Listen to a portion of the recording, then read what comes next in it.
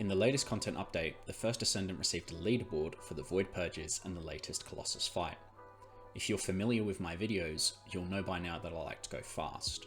Most of my content centers around efficiency, so when I saw that this was going to be possible to flex on others with an in-game leaderboard dedicated to speedrunning content, I was initially excited.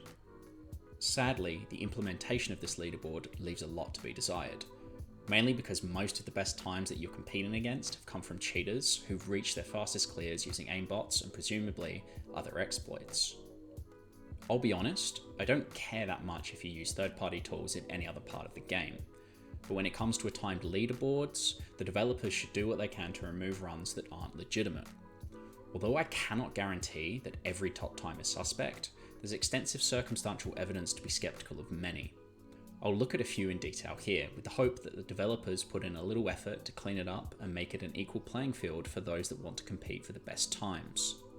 People should feel motivated to push the limits of clear times as an exercise in efficiency and planning, but that should be on an equal playing field. I've pushed this game and others to their limits before, but when competition was involved, I adhered to a strict set of rules to ensure fairness. I want the same from the First Ascendant.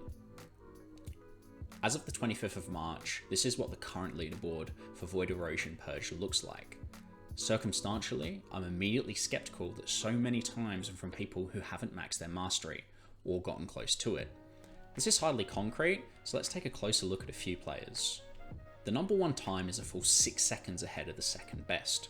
That's quite a large gap. Is Yatos Exo67 a goated TFD player? Quick look at the Steam account linked to the profile shows multiple game bans on an account that's only level 4. This suggests to me that the person in question uses it as a burner profile of sorts that they only use for the purposes of exploiting. One previous game ban is quite suspicious. Multiple is very, very questionable indeed.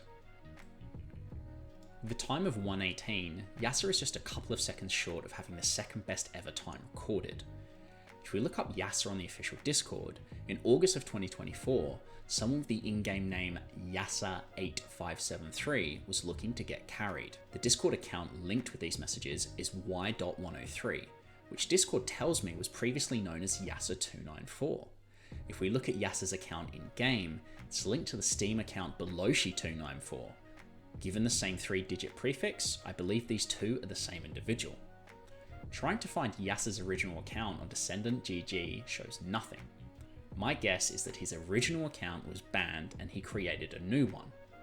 While it's possible that he was banned for something else, it again throws doubt on the legitimacy of the run.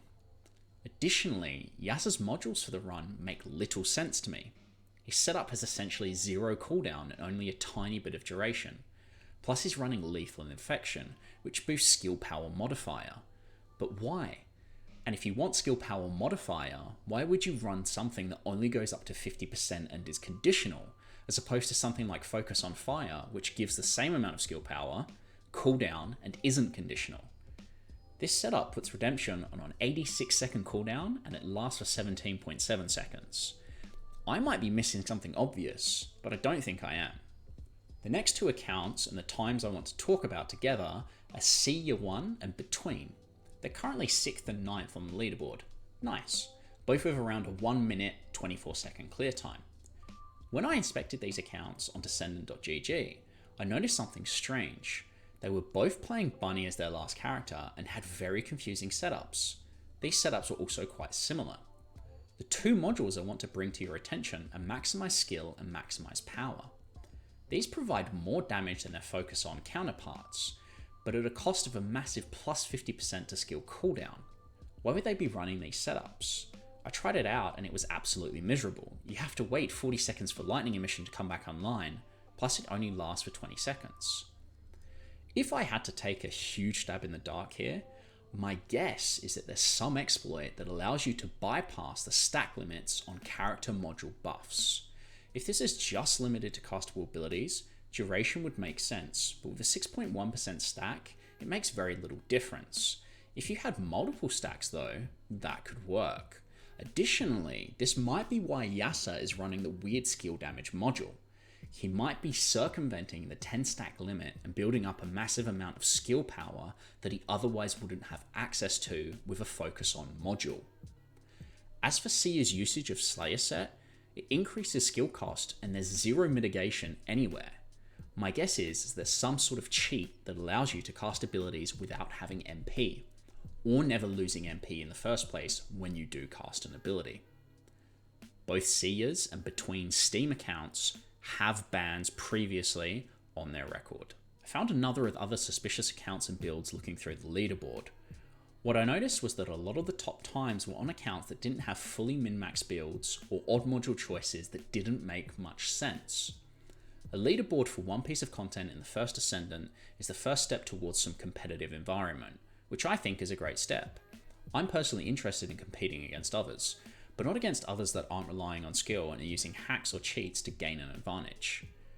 I don't really have the tools on hand to state definitively that any one time in the top is the result of foul play, but with what I've seen thus far, I'm pretty sure that a lot of the top runs here are fraudulent. At rank 22 right now is a player called Deathen. His time of 139 is the only one I'm truly confident is legitimate, mainly because he's uploaded multiple runs to YouTube and has an absolutely min-max build for what he's attempting.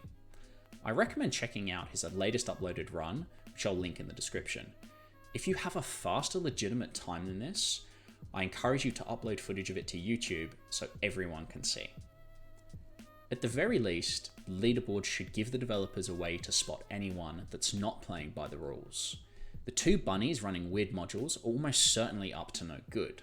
I'm indifferent as to whether or not these players are banned, but I do want their times to be removed so everyone can be confident that they're competing against real runs. I'd also like to caveat all of this with the simple statement that I could be actually wrong about all of these modules and setups, and that there's some real deep tech that I don't understand. I don't think that's the case, but if you think you have anything to refute what I've said, please let me know.